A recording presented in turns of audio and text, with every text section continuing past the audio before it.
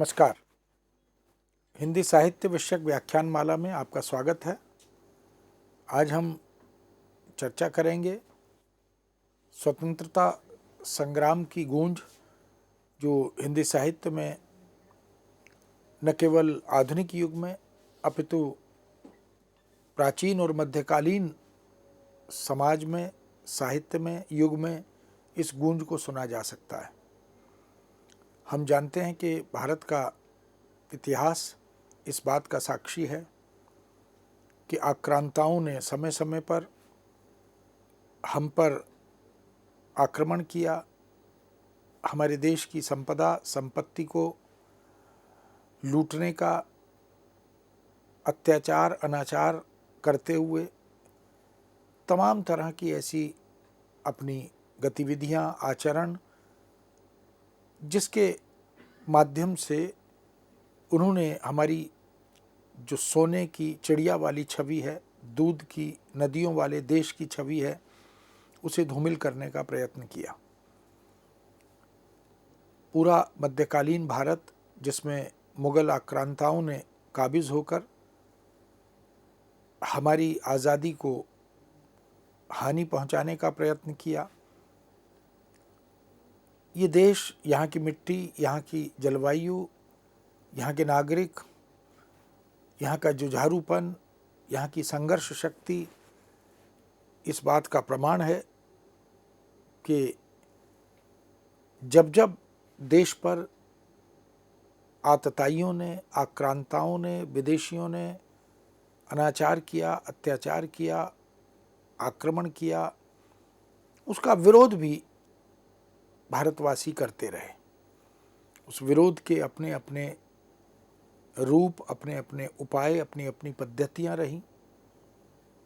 कवियों ने कविताओं के माध्यम से, कलाकारों ने अपनी कलाओं के माध्यम से,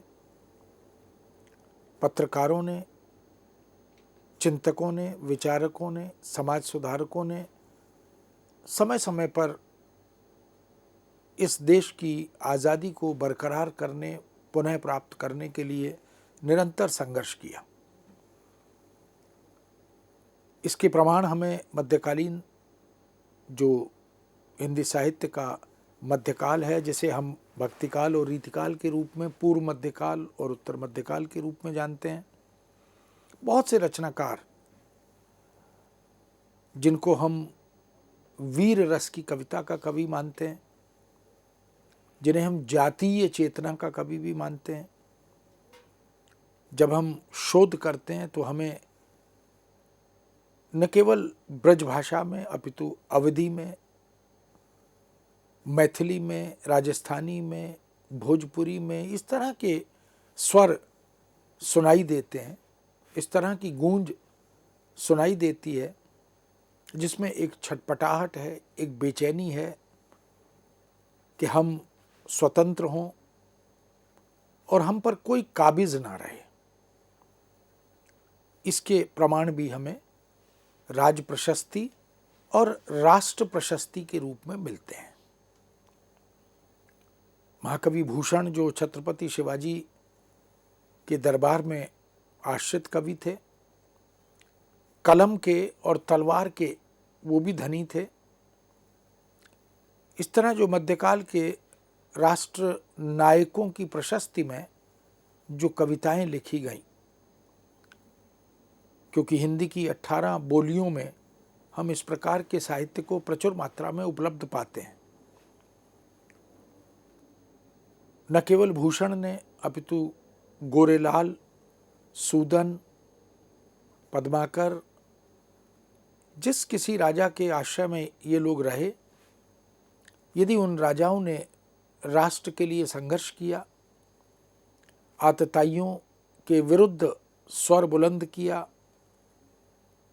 तो उन शासकों, आश्रयदाताओं, उन राजाओं की प्रशस्ति में इन कवियों ने प्रचुर मात्रा में बिरुदावली लिखी, उनकी प्रशंसा में, उनकी स्तुति में कविताएं लिखी, प्रबंध और मुक्तक लिखे। इस दृष्टि से हिंदी साहित्य अपने आप में एक महत्वपूर्ण साहित्य के रूप में उपलब्ध होता है। इसलिए आज़ादी की लड़ाई, स्वतंत्रता का संग्राम, इसका बीज वपन हमें, क्योंकि तुलसी भी या कृष्ण भक्ति काव्य में भी जहाँ भारतीय संस्कृति को लेकर, भारतीय संस्कारों को लेकर, भारतीय परंपराओं को लेकर उनका पुनराख्यान होता है, उनकी पुनर्प्रतिष्ठा होती है। समय समय पर बहुत से कवियों ने अपने मुक्तक और प्रबंध काव्य के माध्यम से आज़ादी के इस स्वर को बुलंद करने का प्रयत्न किया।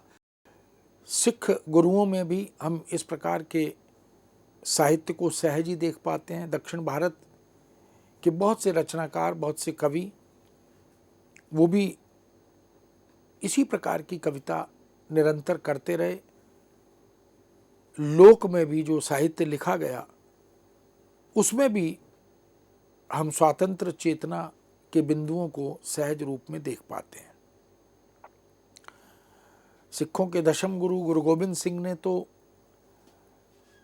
कृष्ण और राम काव्य लिखने के साथ साथ चंडी चरित जैसी एक महत्वपूर्ण रचना इसी दृष्टि से लिखी कि सुर असुर संग्राम में बार बार सुरों की पराजय की जो वेदना है, उसके जो कारण हैं, उनकी तलाश गुरु गोबिंद सिंह करते हैं और प्रकारांतर से देशवासियों को ये संदेश देते हैं कि यह जो बिखराव है, यह जो क्षेत्रीयता का दबाव है, प्रभाव है, भाषा के कारण या क्षेत्र के कारण, जाति और धर्म के कारण, ये जो बांट दिया गया है या हम जो बट गए हैं, उसी का यह परिणाम है कि हम पर बार बार शत्रु आक्रमण करता है, काबिज हो जाता है, हम पराजित हो जाते हैं। तो एक तरह से वो संदेश देना चाहते हैं कि इस देश को यदि आज़ाद कराना है, क्योंकि उस समय बहुत से मुगल शासक भारतीय संस्कृति और अस्मिता पर प्रहार कर रहे थे, इस्लाम को और अपने मतवाद का प्रचार करने में वो निमग्न थे।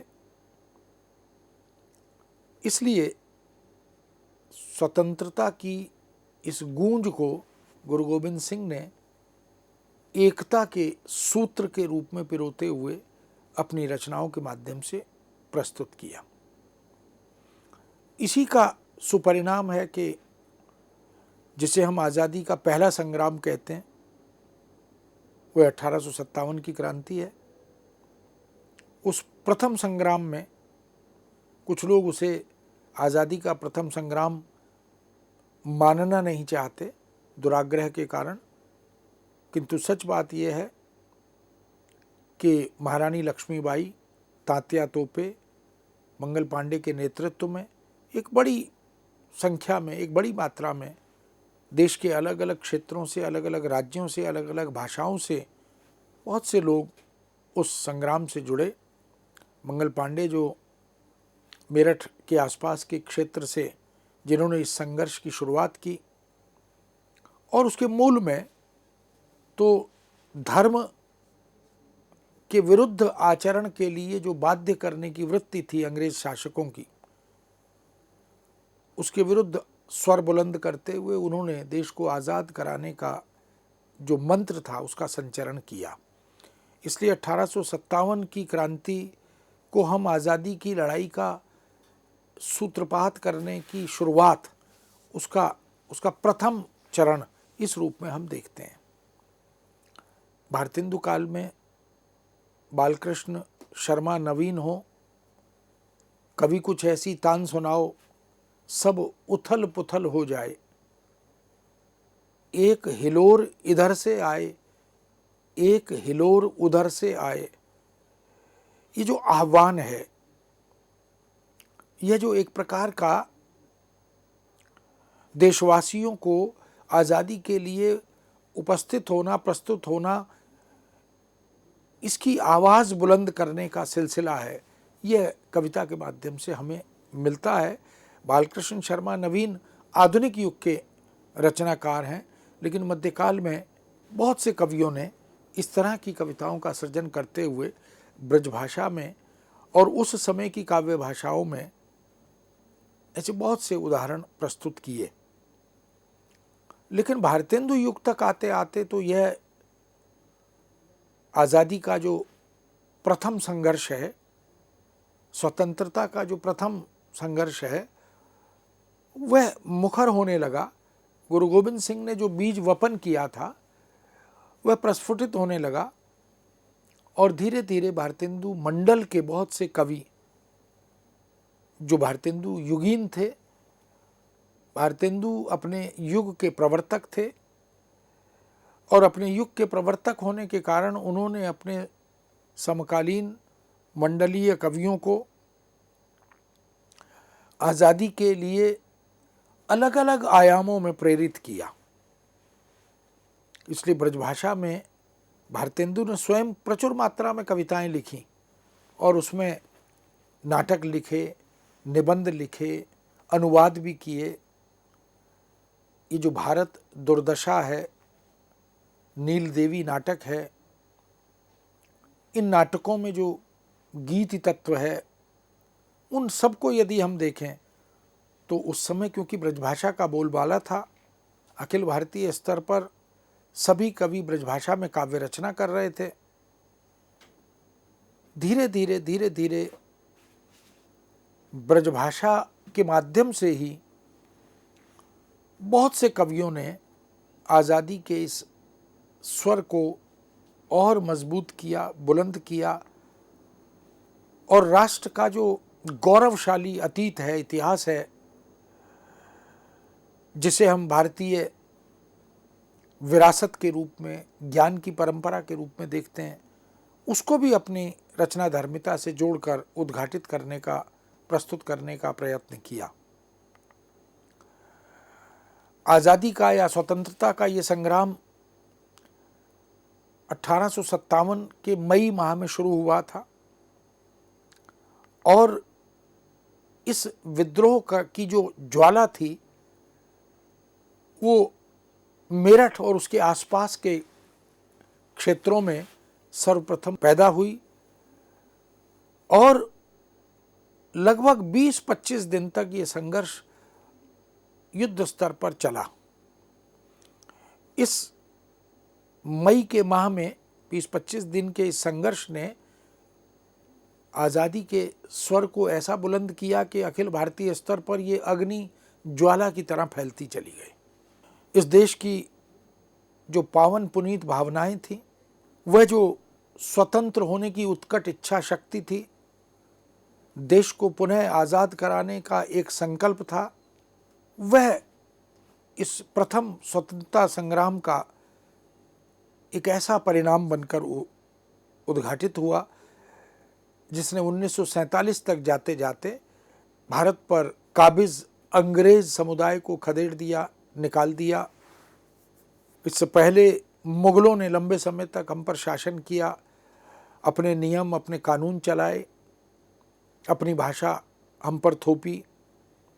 भारतीय भाषाओं और बोलियों को उस तरह से औपचारिक रूप से कार्य करने के लिए अनुमति प्रदान नहीं की, किंतु रचनाकारों ने अपनी रचना धर्मिता से, कवियों ने अपनी काव्य चेतना से समय समय पर सीधे या प्रकारांतर से आज़ादी के इस स्वर को बुलंद किया। इस तरह हम देखते हैं कि पहला स्वतंत्रता का ये संग्राम जो 1857 में शुरू हुआ और धीरे धीरे यह बीज प्रस्फुटित होता गया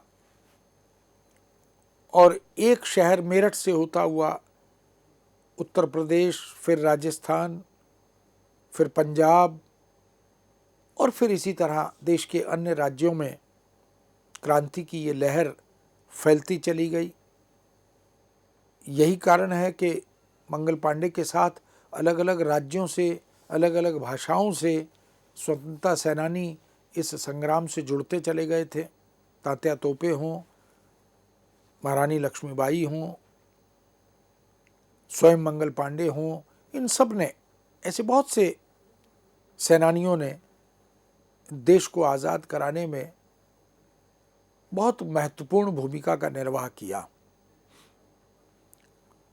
अनेक राजनेता, कवि, समाज सुधारक, चिंतक, पत्रकार, विचारक, शिक्षक, इन सब ने राष्ट्र सेवी के रूप में सिनेमाओं के माध्यम से भी बहुत सी ऐसे गीत, ऐसी कथा वस्तु, ऐसी पात्र योजना, इन सब ने धीरे धीरे आज़ादी के स्वर को बुलंद किया।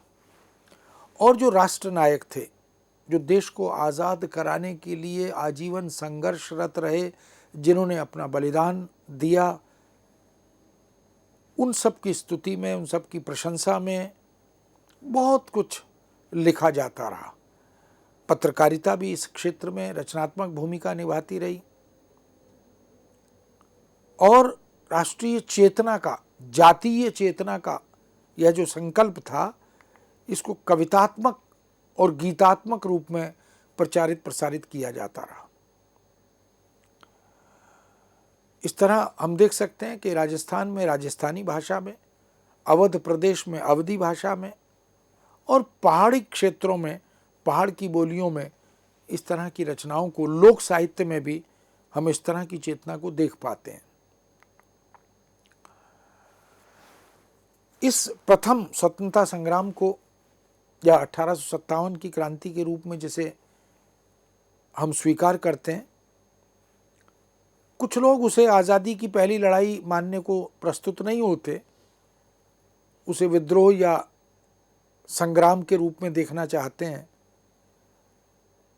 लेकिन वास्तव में जिस जुझारूपन से, जिस समर्पण से, जिस राष्ट्रभक्ति से इस संघर्ष को दिशा दी गई थी, वह इस बात का प्रमाण बनकर उभरता है कि यह आज़ादी की लड़ाई का श्री गणेश तो था। इस दृष्टि से हम देख सकते हैं कि मत वैविध्य हो सकता है,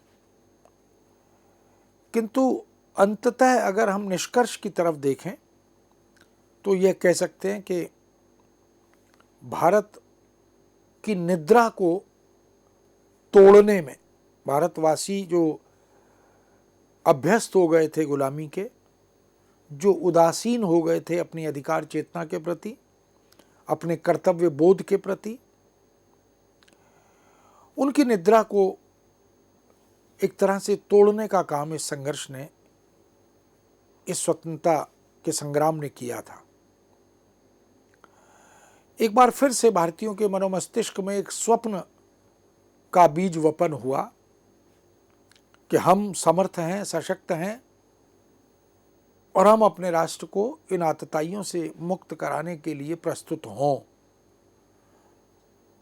और उसके लिए ये आवश्यक था, जो गुरु गोविंद सिंह ने चंडीचरित के माध्यम से जिसका बीज वपन किया था, कि हम सिख हैं, कि सिंधी हैं, कि हिंदू हैं, कि मुस्लिम हैं, कि पारसी हैं, इस बात को भुलाएं।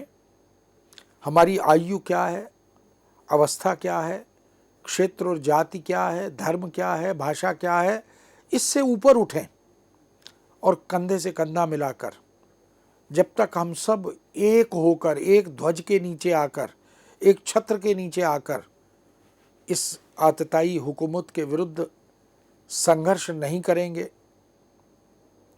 तो हम आज़ादी का वो स्वप्न साकार नहीं कर पाएंगे। इसलिए इस प्रथम संग्राम को भारतीय जागरण का मूल मंत्र कहा जा सकता है।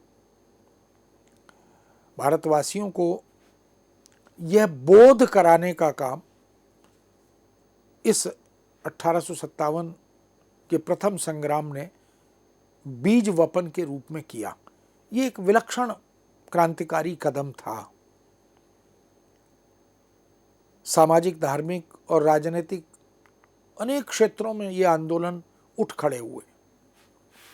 शिक्षा जगत हो, संत, साधु, ऋषि मुनि, चिंतक विचारक, तपस्वी, शिक्षा जगत के, पत्रकारिता जगत के लोग, वो सब के सब इस बात के लिए सन्नद्ध हो गए। उन्होंने अशिक्षित और शिक्षित समाज को निद्रा से जगाया। कुछ लोग सुविधा भोगी थे, कुछ लोग अंग्रेज़ों के वफादार थे। उन सब को निद्रा से बाहर निकालने का काम किया और एक अस्मिता बोध से जोड़ा। इस दृष्टि से ये जो समाज हमारा बट गया था या बांट दिया गया था, क्योंकि अंग्रेज़ों की जो पॉलिसी थी, उनकी जो नीति थी, वो विभक्त करो और राज करो, डिवाइड एंड रूल, उस सब से अवगत कराते हुए एक राष्ट्र की परिकल्पना को साकार करने का काम इस प्रथम स्वतंत्रता संग्राम ने किया। लेखकों ने, कवियों ने देश की दीनहीनता से परिचित कराया। पत्रकारों ने पत्रकारिता में विश्व के जो समकालीन ज्वलंत मुद्दे थे उन्हें उद्घाटित किया। राजा राममोहन राय जैसे समाज सुधारकों ने भी कवियों को, लेखकों को प्रेरित किया और दीनहीन भारतीय नागरिकों को, गरीबों को, असहाय मनुष्यों को इस गुलामी से मुक्ति दिलाने का जो रचनात्मक प्रयत्न हो सकता था, वो उन्होंने पुनर्जागरण के मंत्र संचरण से किया। इसलिए राष्ट्रीय चेतना के प्रारंभिक स्वर हमें मध्यकाल के अनेक कवियों में,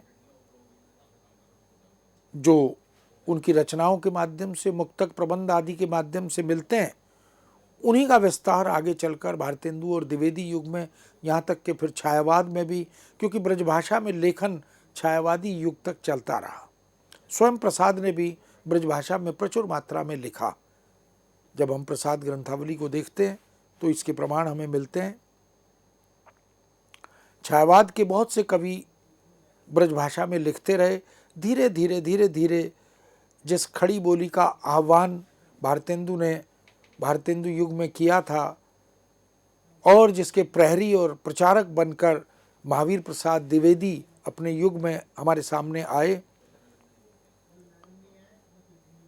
वह एकदम समाप्त या अवरुद्ध नहीं हुआ।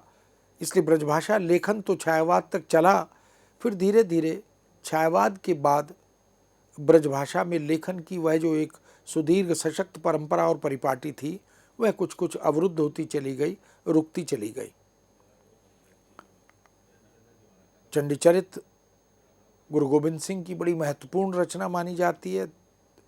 संस्कृत की दुर्गा सप्तशती और हिंदी में घर घर में उपलब्ध दुर्गा चालीसा, उसमें तमाम असुरों और सुरों के संग्राम की जो घटनाएं हैं उनको जिस ढंग से प्रस्तुत किया गया, उस रचना के अंत में तो गुरु गोविंद सिंह अपने मंतव्य को स्पष्ट ही कर देते हैं, क्योंकि ये उनकी जातीय चेतना की रचना है।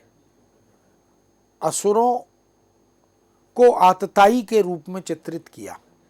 ये जो हम पर, भारतीय समाज पर, भारतीय व्यवस्था पर काबिज विदेशी हैं, चाहे वो मुगल हों, चाहे वो बाद में अंग्रेज हों, ये सब तो असुरों की तरह हम पर काबिज हो जाते हैं। हमारे सत्ता, राजपाट, धन, वैभव, ऐश्वर्य इसको छीन लेते हैं और हम बार बार पराजित होते हैं। तो वो कहते हैं कि माँ पार्वती से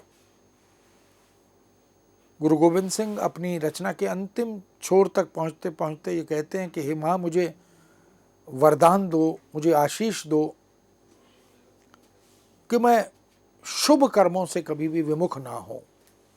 इसलिए बहुत सुंदर ढंग से वरदे ही शिवा नित मोहि यह शुभ कर्म न ते कबहू न डरो, न डरो अरिसों जब जाई लरो, निश्चय कर आपनी जीत करो, सिख हो सीख आपने मन को, ई लालच हो गुण तो उचरो, जब आयु की औधि निदान बने, अंत ही रन में तब जूझी मरो। ये एक तरह का मंत्र है जो भारतीयों को, भारतवासियों को गुरु गोविंद सिंह ने सौंप दिया कि शत्रु से भयभीत नहीं होना, आतताइयों से, देश की स्वतंत्रता पर काबिज विदेशियों से डरने की आवश्यकता नहीं।